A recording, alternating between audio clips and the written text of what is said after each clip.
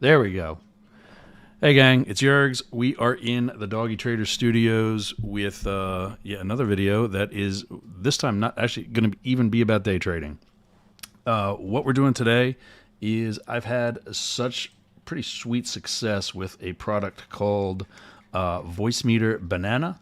Sorry, I'm scrolling through to get my script ready for this. Something called Voicemeeter Banana. Voicemeeter is a soundboard, and it is a virtual soundboard. It's going to appear on your desktop, on your screen, like you're going to see in a second.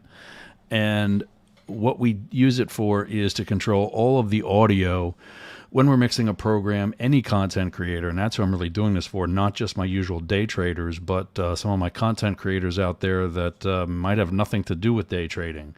My name is Yergs, and I'm a retired Secret Service agent turned successful day trader and educator. After my first year of trading, I had such a good year, I thought, I really need to share this, share the skills I've learned, share everything I've learned, and help other people have the same financial freedom that I've had and help them define their own version of that. So I started a YouTube channel. I created this brand, Doggy Traders. Let's see if that's up there somewhere. There we go. There it is. Created the brand Doggy Traders and have been going ever since. We've been going for about a year and a half. Started in Los Angeles. When we moved here to Hudson, Florida, we rebranded a bunch of things, actually created Doggy Traders, the actual brand, and took it from there. Why I started the Doggy Traders, again, my first year was very successful. I wanted to share this. The pandemic, created a bunch of growth of people from working from home, and especially on YouTube. And what I realized and what I wanted to really get out there was the fact that you don't have to be a Wall Street guy or gal to be successful in day trading and crypto investing. So I created the Doggy Traders. Why am I doing this video? I am not a tech guy. Checking my email kicks my ass. And, sometimes, that's way too difficult. That's how easy this is. Full disclosure on what we're going to do today. This video doesn't include everything about Voicemeeter Banana. And it seems as though none of us do. None of us that have created a video about Voicemeeter really are front to back, start to finish.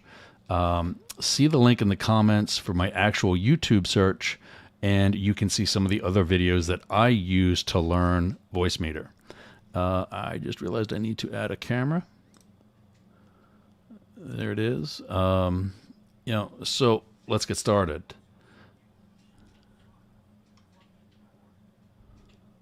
I need a producer.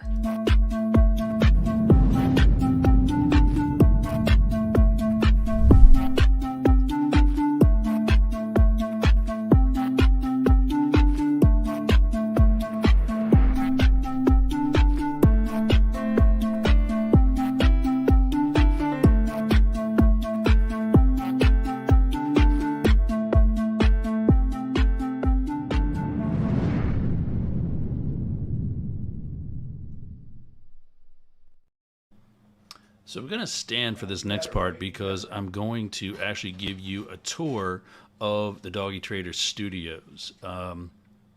First of all, we got three pretty good quality lights that are done by a company called Great Video Maker, or GVM. I have three of them throughout the room. They're actually going to be hanging from the ceiling in enough time. We've got, let's get the mic out of the way. There we go. We've got monitor number 1 and a really big ass monitor number 2 that are both made by LG. The first one was a 27-inch. That's the one that I'm going to be sharing with you in a minute, and I want you to see that so you kind of have an idea, what we're all going to be looking at. And then, on that's going to be, you're going to be looking at, of course, Voicemeeter Banana. There's 3 versions of it, by the way. There's Voicemeeter, done, Voicemeeter. It's very basic. Voicemeeter Banana is the second level, and it's the most common. And then Voicemeeter Potato, I don't know why they can't go 1, 2, and 3, but Voicemeeter Potato is the one that I might be upgrading to in the next couple of months. Next thing you're going to see is Google Chrome. That's where I'm going to share some of the data where you can get Voicemeeter, as well as the actual search on YouTube where you can get other videos about this product. WordPad, the script that I'm reading from now, will also be your notes right on your screen, so that when you go through these settings, it's going to be right there in front of you. And then communication apps that we're going to set up, Zoom and Skype for us. And then I didn't use my 36-inch monitor because I don't know what monitor you have, and I'm presuming it's not going to be that big one. So everything's going to fit on the screen much better if we use a monitor that is your size. Next are the cameras. That is a Sony ZV-1, and so is that. They are real sweet cameras. They're really good for YouTube studios such as this. There's a Canon that is, it's, like Ford, Chevy. I had a Hollywood producer helping me originally set up my studio, and he said that if you're going to do predominantly video, you want to go with Sony over Canon. He's on shows like Cops and other police shows, so I'm going to guess he knows what he's talking about. See what's next. Mics. We have one. We're going to be having our other camera on. Actually, it's on it right now.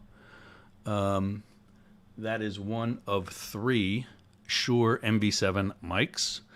They are both USB and XLR, and they make for great. You might not be hearing me as well now because I'm standing and not in the seat where it's designed for it to be up on your mouth, up on the mic. Kind of like what I call the radio station setup. When you see Howard Stern in a radio station or anybody like that, you see a microphone in the camera shot and in their face. If you see Wolf Blitzer from the Situation Room on TV, the camera's the mic is way up above his head, or he's got what's called a lavalier mic on his jacket. In either case, it's not a huge part of the camera shot. So yeah, that's it. I got 3 of those.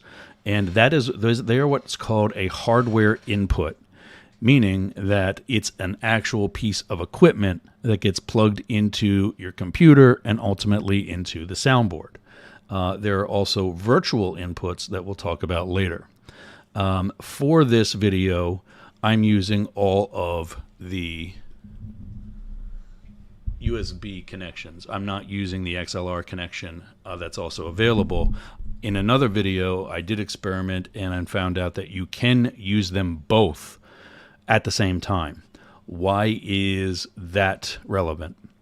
Let's say I had a bigger sound system and I was with a live studio audience, such as what we will be doing at one of our other sponsors. Let's throw that up there real quick.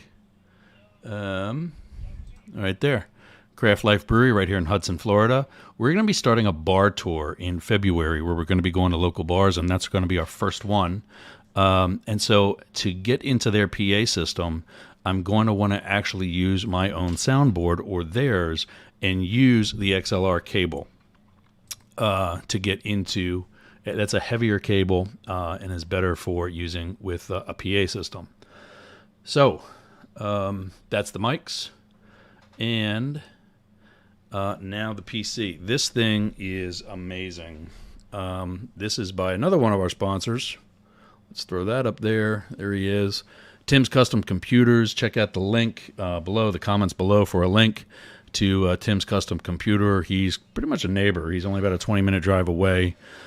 He is in Port Richey, Florida, right down the road from us, and builds an amazing machine.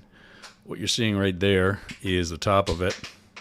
There's one of our desktop speakers, and you're looking at 4 of the 6 fans that cool this puppy, and that's going to be relevant later when that's going to be relevant. Let me get rid of this camera. We don't need that anymore. That's going to be relevant later when I show you one of the features on the mics that you're going to want to use in the event that you have a system like this and a microphone that is right by that computer. Okay, so that's everything that we're dealing with in the studio. Moving to, so my channel is called The Doggy Traders because I have 2 very large dogs, and one of them is right at my feet. The other one's behind me. So let's move into the setup for the app. In this case, for a PC, you just saw a really nice PC. I mean, I think I can talk to the International Space Station with that thing. I am also a Mac guy.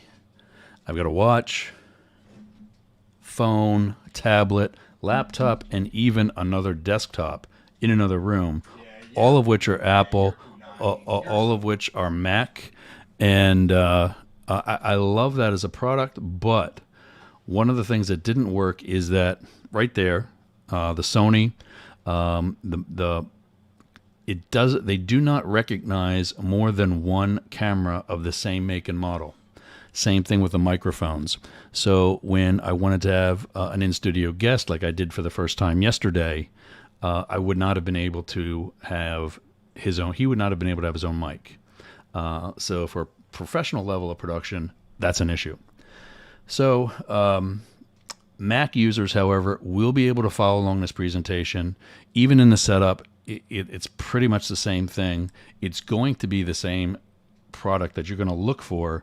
You know your own system. So when you go into your sound settings, you're going to see what you're going to need to look for. Input, output, and the primary voice meter and the auxiliary voice meter, which you're going to see in a minute. Bottom line for that setup, if you're connecting the output, you're going to be looking for the input. If you're connecting the input, you're going to be looking for the end. That's going to make much more sense in a minute. I may have just confused you. Trust me, it's going to work. The one exception is with any communication devices such as Zoom, Skype, or anything else where you're going to do an audio chat. What I mean by audio chat is that you're actually talking, not typing in a chat as we know it, but actually talking to someone else. That we're going to put on another channel. That's what works best in my studio, and that's what I'm going to recommend for you unless you have other needs. So that's going to be on the Voicemeeter auxiliary. You're going to hear a lot of the video guys say aux, which is, probably one of the cool ways to say it, but it's just best to know and to realize that AUX means auxiliary. So yeah, anyway, let's see. Let's get into sharing.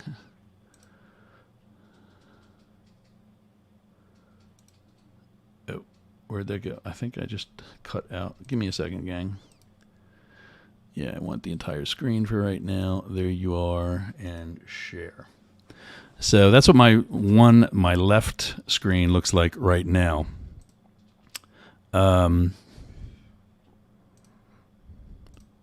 That's what my left screen looks like right now. I'm going to clean that up a little bit. This is what your control panel is going to look like for... I just lost one of my earbuds. That's what your control panel is going to look like for Voicemeeter. Try to stuff that back in my ear for a second. We're going to get rid of that. We don't need it right now.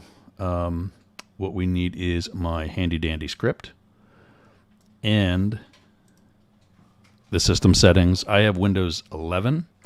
And that's what we're going to be wrenching on right now. For the system output, click on sound, and you see you got output. You can scroll through and input. We're going to be adjusting both of them. In the output, you see that it's already toggled or selected to Voicemeeter input. That's where you need to be, Voicemeeter input. Then come over, and remember these settings are already selected because I've been using this. But go over to that arrow that opens up essentially a drop-down screen or drop-down box. Your audio should say, allow apps and Windows to use this device for audio. Yes, you want this to be the device for audio, and you want it to set it as the default sound device. Every time you turn your machine on, it's easier to send everything through Voicemeeter. The kicker to that is you actually have to have Voicemeeter on to even play music to your desktop speakers, but it's easy to do. Then click on is default for audio. Yes. In Windows 11, you'll see also use as default for communications. Do not click on that. Click off the screen for that so that you do not activate the default for communications as well. We're going to use the Voicemeeter auxiliary for that, so you have a separate volume and separate channel on the Voicemeeter control panel. Exit out of that and come into Make sure that my notes are in a good spot for you on the screen. Then click on the arrow for Voicemeeter auxiliary input. It's another choice or another selection or another option on your output. Remember we said when you're doing the output, you need the input. When you're doing the input, you need the output. You notice input and input are the only ones here, so you're not going to get confused on anything. But now we do need the auxiliary. So we're going to click on that and open that up. You're going to make sure that it allows apps and Windows to use this device for audio. Do not set it as the default sound device. It is the default for communications. So if you click on it, it says also uses default for audio. No, click off. Just leave it and make sure you set it as the default for communications. That's going to be big later when you do a show and you have somebody call in and use Skype or Zoom to do so. Click out of it.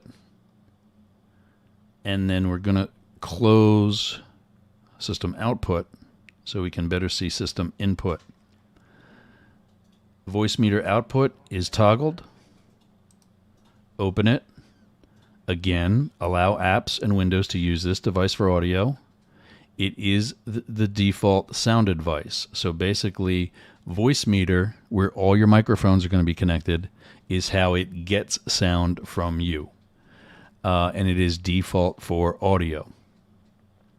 Once you've set that up, exit out. It's going for Windows 11. It's going to reopen the output. We don't need that anymore.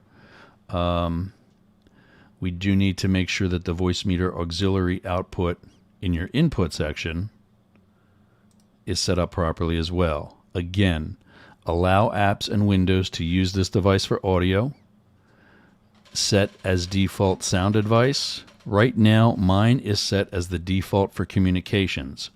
Voicemeeter auxiliary output is set as the default for communications.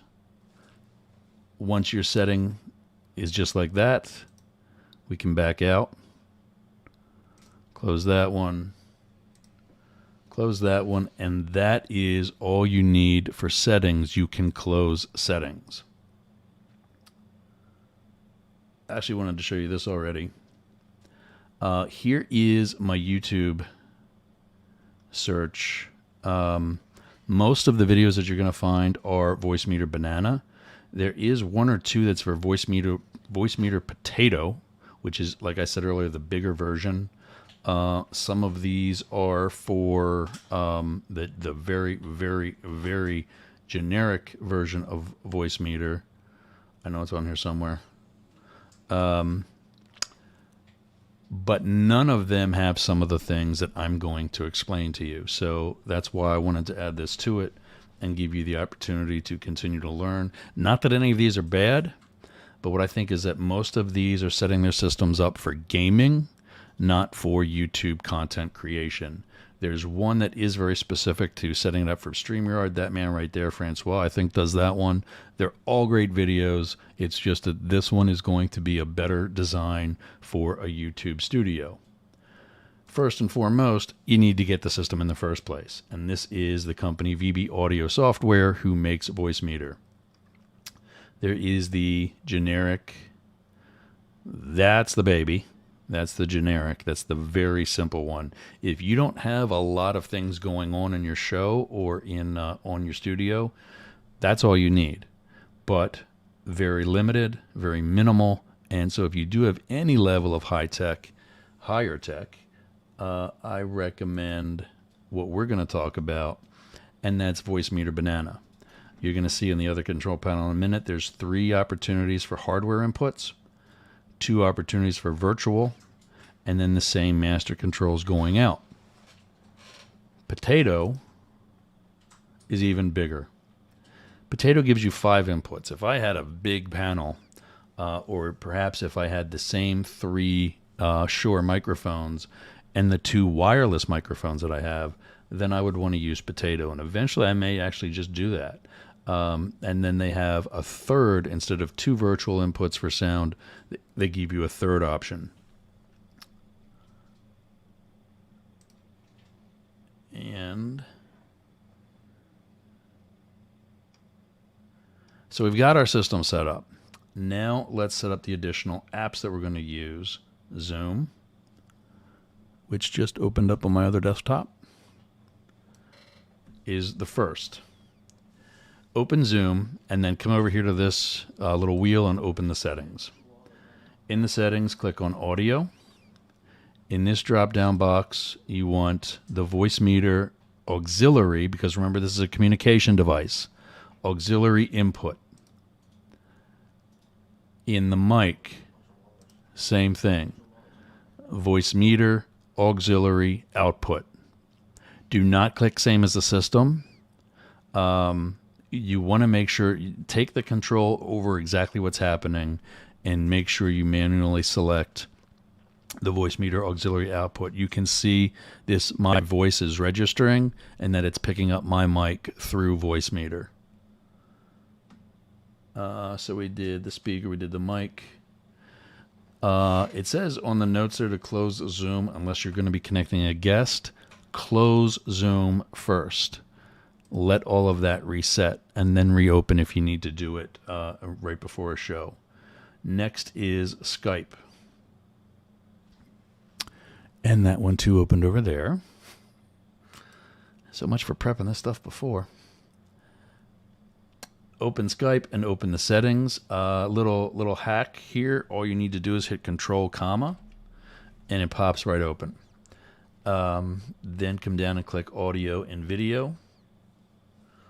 Scroll down. That's the video. You see me on there? Yep, there we are. Scroll down the microphone. Here's a drop-down box. Click Voicemeeter auxiliary output. They do the mic first on this one. Do not click automatically adjust microphone settings. You want to be able to do that on Voicemeeter. Leave noise cancellation off. You're going to control that on Voicemeeter. Then there's the drop-down box for the speakers.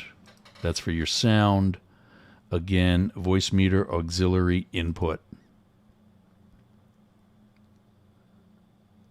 And we're done.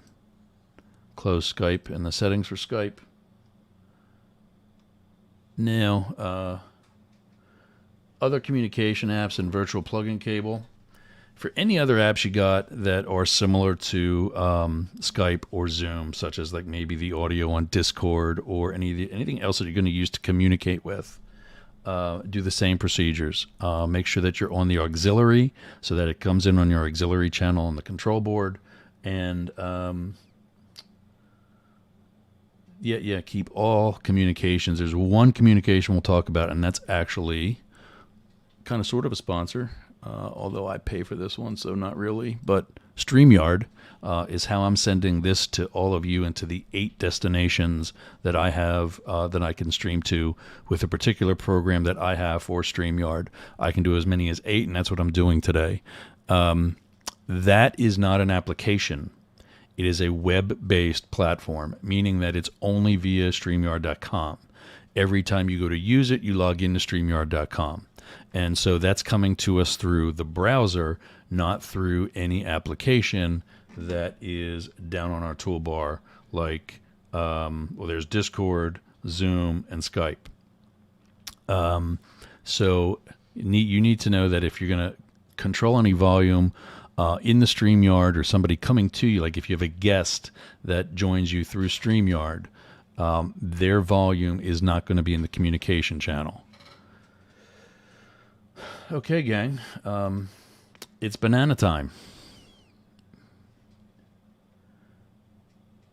Okay, so now what we're going to do is I'm going to stop sharing that screen, and I'm going to share just banana. Of course, I need to actually have that open to do that. There we go.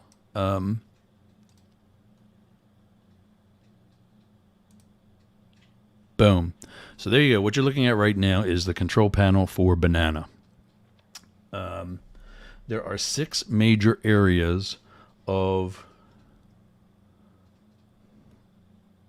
Bummer. I just realized something. We're gonna have to go back, and I want you to have the notes too. So what we're gonna do is we're gonna go back to sharing the entire screen. That way, at home you got the notes as well. I just enlarged mine to just test it out. Looks pretty good. Everything's readable. Nice. So, back from commercial. What you see on your screen now are my notes, and now your notes, as well as the banana control panel. There are 6 major areas of the banana control, of the Voicemeeter banana control battle. One are the hardware inputs. That's these 3 right here. That's this space right here. That's where you're going to put actual equipment connected to your computer, connected to the board. Then 2 virtual inputs. That's the next 2 channels. And that's where everything's coming to you if you're going to play something from a YouTube video, iTunes, Spotify, Zoom, any of those things that are coming to you from the internet will come in on one of these 2 channels. Then hardware outputs, those are up here. A1, 2, and 3 are all drop-down boxes, and you see the long list of things that you can connect your sound to as an option, and you have 3 different connections for that. Then master volumes or outputs, that's this section down here. You see that they are labeled individually. This one is A1, A2, and A3, B1 and B2. You can also go through and customize these labels as well. We'll get to that. Next is the recorder. We're going to have a lot of fun when we talk about the recorder. Those of us who are a certain age will get the joke. Finally, we still got that up. So let's show this. It's a 15-channel equalizer. We're actually using it right now. Maybe you can hear a difference. If I exit out, you'll hear another difference. Maybe now I don't sound quite as clear. Honestly, I'm just learning that, and it's not going to be a featured item in today's video. To leave it on, I think you're going to hear a better quality now. I'm going to minimize it, and it should still be running in the background. Hardware inputs. You have 3 options or opportunities or channels to plug into. In the selection, there's the drop-down box. Here's channel 1. Click on that with left click and go through any of the different options that you want to put on channel 1. You see that I'm already Jurg's Shure mic. In those settings that we were in earlier, I pre-labeled my mic, this one right here, Jurg's, so that whenever I need to connect to it, it's already labeled according. I don't have to test which one, the volume works for and which one it doesn't. I was just looking around the corners. It will check 1, 2. Okay. It will automatically be there for me. Now, because I just clicked on that, or maybe I did it earlier to preset, but either way, remember these are customizable. So where you see hardware 1 on your screen, we're just going to type in Jurg's and enter. And now that's labeled for me, both at the top of the channel and on the slide volume, which we'll talk about in a second. Right now I have these customized as guest left. There's a microphone right there to my left, and guest right. There's another one over there that we're going to hear in a second as it picks up the fan noise from my computer, and we're going to drown that out.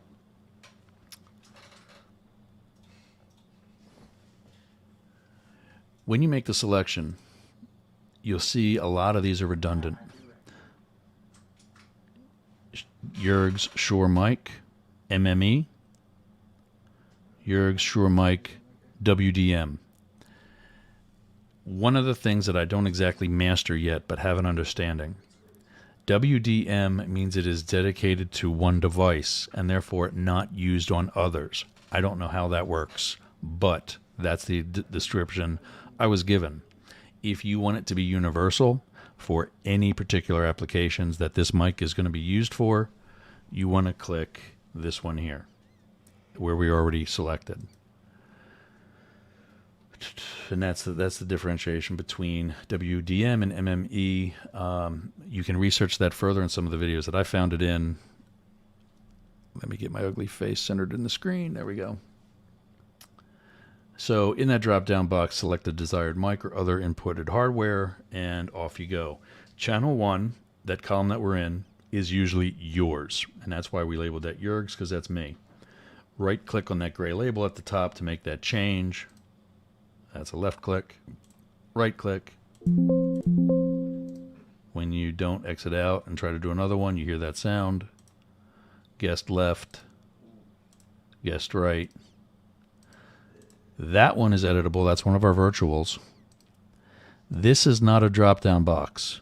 These are drop-down boxes, those white areas there. This one is not. This is your primary Voicemeeter.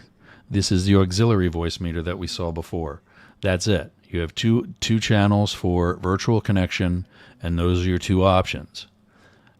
What we did was we set up everything to go through the primary Voicemeeter, VAIO, and then we manually set up Zoom and Skype and any other communications that we'll use later to go through Voicemeeter auxiliary. Now you see we can control volumes separately, one from the other. Next coming down is the IntelliPan. This is awesome. Right now, if we right-click in this space here, we go from the left, right, and echo to modulation to the mic position. Left, right, and echo. I want to hear this. We bring that up, and it has a pretty serious change to my voice. Bring it over there. Bring it over here. Or bring it home down to the bottom, and we're back to normal. Modulation does a lot of the same thing. Double click on the left, sends it home. Right click again. This shows, I gotta take this off. See, watch what I'm doing. Click that. Okay, now I'm not hearing myself in my earbuds, and it's not echoing in my head. This moves it left to right.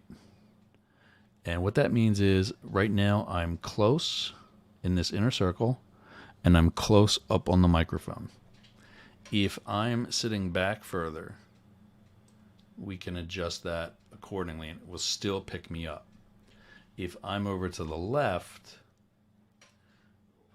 it will still pick me up. And you should be hearing that. Let's see. You should be hearing that pretty good. I'm hearing it. Good enough.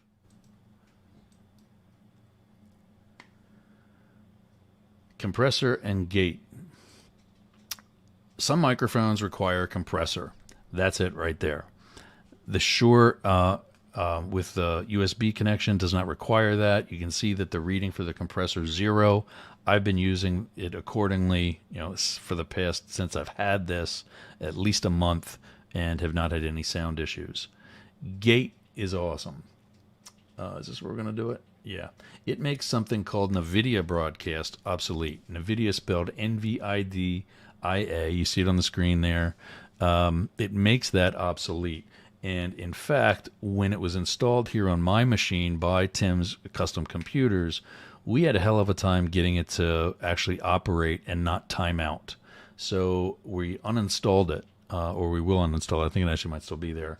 But we're going to uninstall it and not use it. Why? Because I think this is where we go over to, let's bring in our other camera so you can see what we're talking about.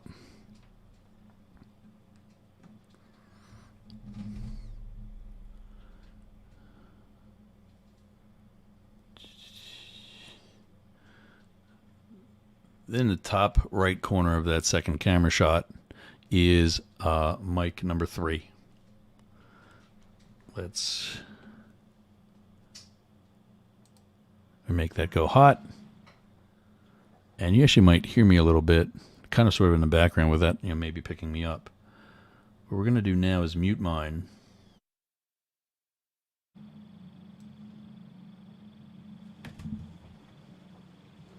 Oh, I just kicked my dog. And now you can hear me. What you can also hear are the fans in the computer.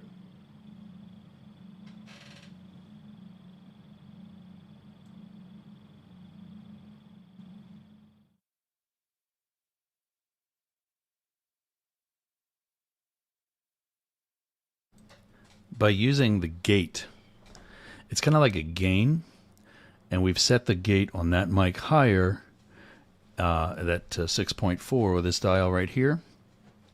And now you see no activity over here. We bring that down, it starts bouncing, it's picking up my voice from across the studio and also the fans. I won't say anything and watch what happens.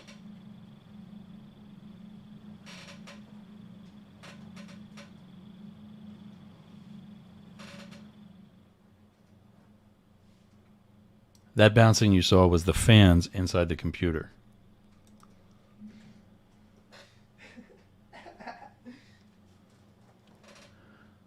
What you're seeing now, you see the green level because I'm talking into the microphone.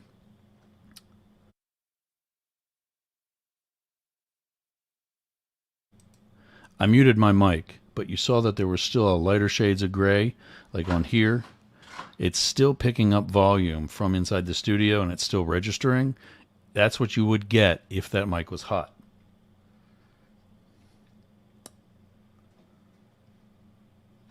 And then, okay, on to the slide volume. 0. We can set that. You can also right click on it and set that to anywhere you want. Let's say 3.0, enter, and it automatically takes it up to that. You can slide it to wherever you want it to be as well. Left click on it twice, sends it home to a neutral.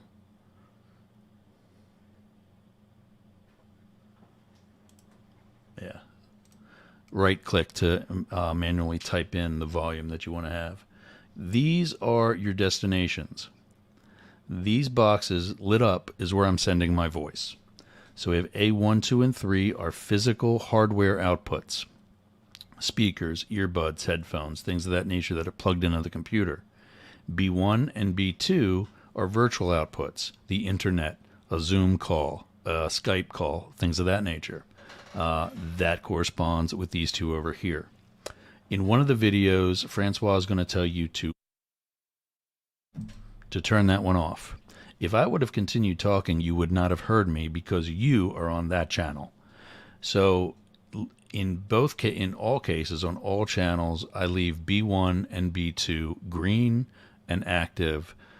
If there's nothing going to it, there's nothing going to it. Like, for example, we have no Zoom or Skype call right now. We can still leave it hot. It's not affecting anything. A3 is a third hardware input. I don't have 3 opportunities for hardware on my computer. So unless I use a USB connection, there's no other opportunity to even use A3. We turn them off. A1 for my channel is off because that's my earbuds.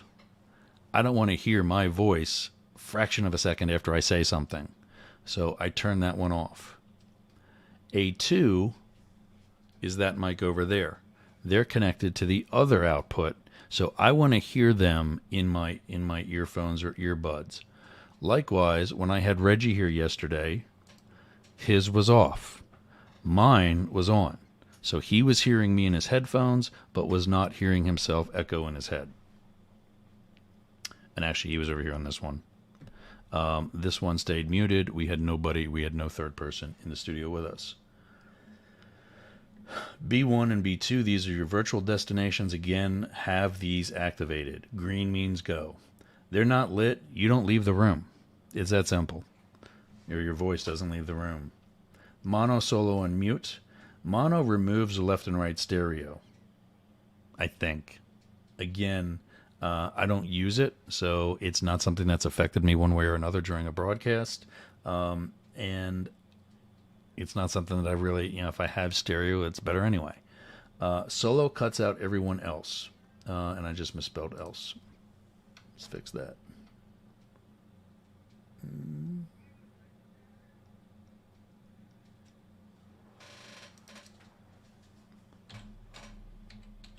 Little dyslexia kicking in. And that just makes it solo. So watch this. Well, everything else is muted anyway. Actually, see that? It's saying, hey, you want to be solo? You need to mute that.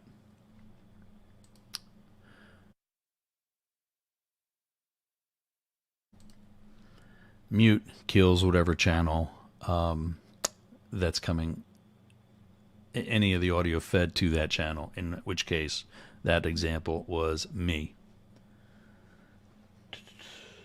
But when that happens, you see we're muted here, the volume levels are still visible. You're still going to see what sound would be coming out if that was a hot mic. Virtual inputs. So this is an edit. You see I've typed in browsers because that's where anything from the internet is coming to us from. This is obviously also coming from the internet, but it's set up manually for Zoom and Skype and any other communications. These, I'm clicking. These are not drop-down boxes like these are. This is just Voicemeeter and Voicemeeter Auxiliary, and that's really all you need, so there's no need for a drop-down box there. Everything else is the same, except here, both of these channels have equalizers, 3 channels from treble to bass. And also, this is not the IntelliPan, this is just surround sound control. And again, double click on the left click, sends it back to the center. Same thing with destinations. I think that stands for mono channel, like mono. K stands for karaoke. What this will do is if I'm having music brought in on that channel, it'll take the vocals out of it so you can sing along. That's pretty damn cool.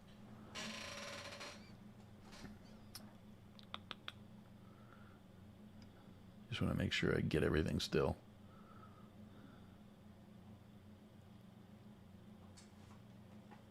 Oh, these are also in addition to the 15 channel that we talked about roughly before.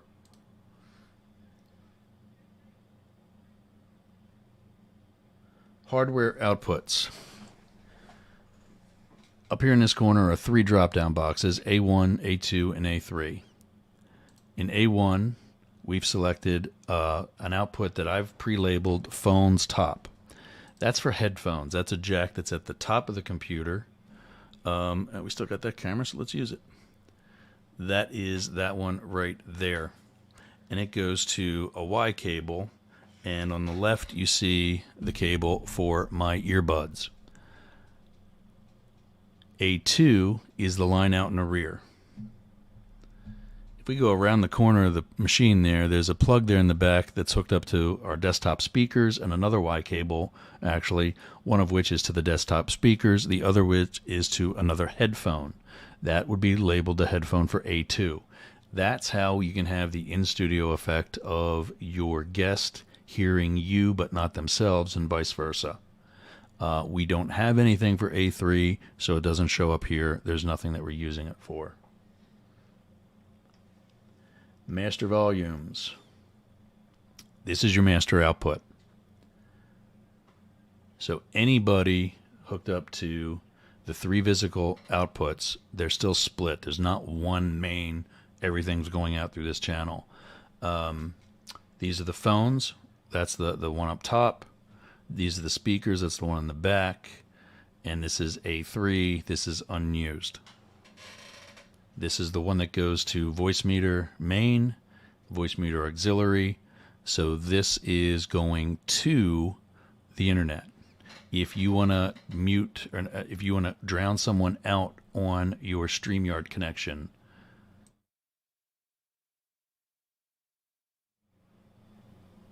I'm guessing you didn't hear me a second ago. If you're talking to somebody on Zoom or Skype and you want to mute them out so you can talk about them behind their back, even though you still got a camera on you, it would be that one there. Or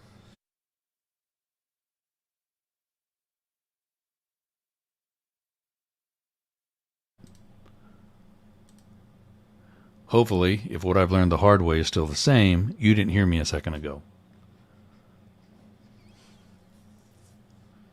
Yeah, with B1, Francois, one of the other guys in one of the other videos, told me to click off of B1, that you won't need it. Well, in this case, unless you have somebody on Zoom or Skype, you won't need B2. It does not hurt to leave them on. That way, when the day comes that you do have it and you forget to activate it, like I did an entire show muted, not because my mic wasn't hot, but because I was not broadcasting out to the internet. Next up is the recorder. Here we go. For us men of a certain age, many of you may not be able to tell us what this thing is. That is a cassette tape. Tape. How long has it been since you put any voice on tape? Well, we even still say that. Let's go tape record. Let's go record. This is what we used back in the 80s. And they want their tech back. As far as active destinations, you're recording audio from the entire system. If you press this button here, let's go through those. Rewind, fast. That's actually backwards in the notes, by the way. This one is rewind. That's fast forward. That's play. If you've got something you recorded already, you can save it. You can create a file. You can keep it on your hard drive. You can bring it back and play it. You can stop. If we're done listening to something, you can rewind to find something and hear it again. This button here is record if you want to record a new portion. This is good if you're using this. If you have a podcast that's not audio, just turn on everything right here on Voicemeeter and off you go. It creates the audio file for you. Finally, the 15-band Equalizer. As I said before, honestly, don't know a whole heck of a lot about that. And fun fact, I'm actually tone deaf. I really don't hear a lot of the finer points anyway, so I don't use it. I have somebody else set it up for me. That is everything, gang. I want to thank you for listening, for watching, for having a look at this. Please like, share, subscribe. That's where we're at right there. If you want to watch this, I left that on too. I should have put that one on. Boom. If you have StreamYard, quick fact about that, and you have the free version, that is the only logo you will see up in your corner. You will not be able to change that. Because I have a paid version, I can put that one and anything else that I create. Canva is pretty awesome for that. But if you look at our four corners here, LinkedIn, Facebook, Twitch, and Twitter, and YouTube across the bottom, that's where you can get the Doggy Traders every Monday, Wednesday, and Friday, 9 p.m.-ish Eastern, 6 Pacific, or whenever we decide to do something like this, which is totally unscheduled. We're also on Instagram and TikTok, and anywhere you want to be at Doggy Traders. What else? We talked about that. Back over here. Yeah, in the comments, any questions you have, you can put it in the comments on our YouTube channel, again, at Doggy Traders, or you can email me. Lars is watching. Thanks, buddy. Hopefully, if you guys do anything like that, this helps you out too. Lars is a trading buddy of mine from over in Europe. And if you do not leave a comment, or if for whatever reason you are not a YouTube guy, that's my email right there floating across the screen, yergs@yergergroup.com. And you can have any questions or comments or anything you want to add or have me subtract from today's show, and I'll respond back accordingly. That's everything, gang. I appreciate you watching. I hope this helped. I hope your content creation is going to improve the way mine has. I really love this whole system.